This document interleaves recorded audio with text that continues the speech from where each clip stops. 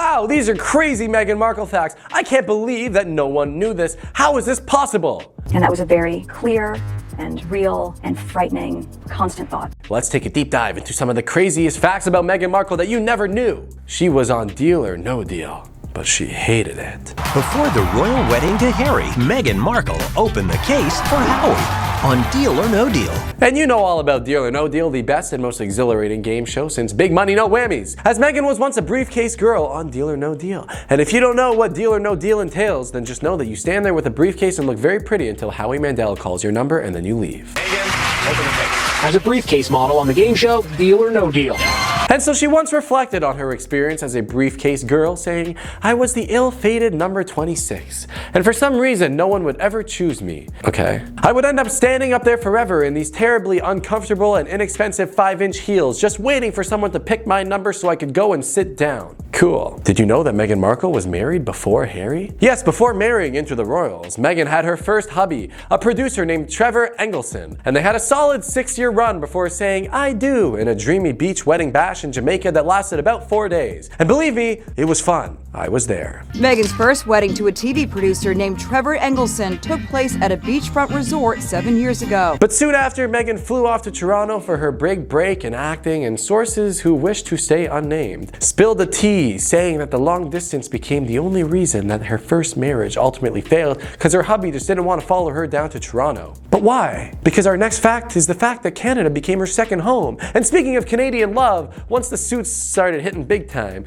Meghan's gig as a paralegal, Rachel Zane, really put her onto the map, and since the filming was done here in Toronto, she practically lived there, and now she's a true Canuck. During her time in our lovely country, Meghan kept it real with a little modest 3-bedroom crib in downtown Toronto, probably paying around $6,000 a week. Being a Toronto native myself, I never actually ran into Meghan here, but she probably had a good time. We are very lucky. Did you know that Meghan's a total foodie? Foodie! Yes, Meghan Markle loves to eat. Crazy. Don't we all though? She is a self-proclaimed food addict, and on the list we got green juice, fish tacos, chicken adobo, and kale chips. And apparently her favorite thing to cook is an Ina Garten level roasted chicken recipe. And it's rumored that that's actually what she prepared for Prince Harry on the night that he proposed. Meghan Markle, the dog rescuer, the dog whisperer. Because before Meghan ever crossed paths with Prince Harry, she was already a huge animal lover. She rescued multiple pups from a shelter, one named Bogart, which was a Labrador Shepherd mix, and another one named Guy, a beagle.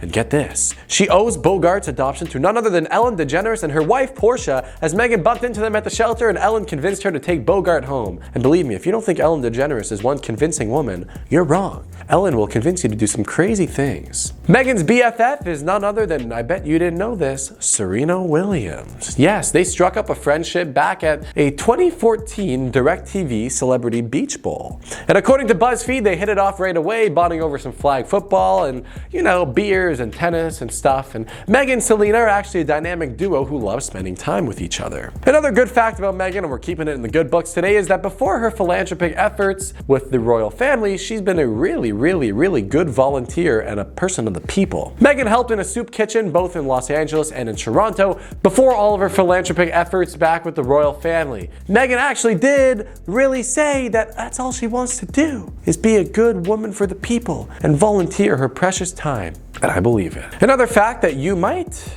be like, no, there's no way this is true, is the fact that many men before Prince Harry tried to woo over Meghan. And according to the Daily Mail, one of those men happened to be English football player Ashley Cole, who was one of the several men who was very interested in dating Meghan back in the day. He followed the actress on Twitter and asked her out on a date while she was in London, but the left back could not seal the deal. Did you know that Meghan Markle was a theater nerd at Northwestern University? Yes, indeed. Meghan said she always wanted to act, but hated the idea of being this cliche girl from LA who decides to be an actress. So she ended up double majoring in theater and international relations at a prestigious school in Evanston, Illinois. That sounds like a fun town. And the rest is history, because instead of being the cliche girl from LA, she ended up being the cliche girl who marries into the royal family and gets everything blamed on her. At one point though, and this might be the craziest fact of all, Meghan Markle considered going into politics. If that wasn't crazy enough, just know that Meghan was working an internship at the US Embassy in Argentina during her junior year,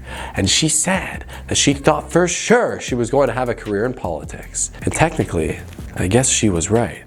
Which of these Meghan Markle facts surprised you the most? Are you able to see through the craziness and find that normal girl within Meghan? Because I think that there might be some normalcy there. And to be fair, maybe Meghan does deserve better. Thank you for watching FTD News. Let us know your thoughts in the comments down below. I'm your sick host, Pepe. I hope you have a splendid day.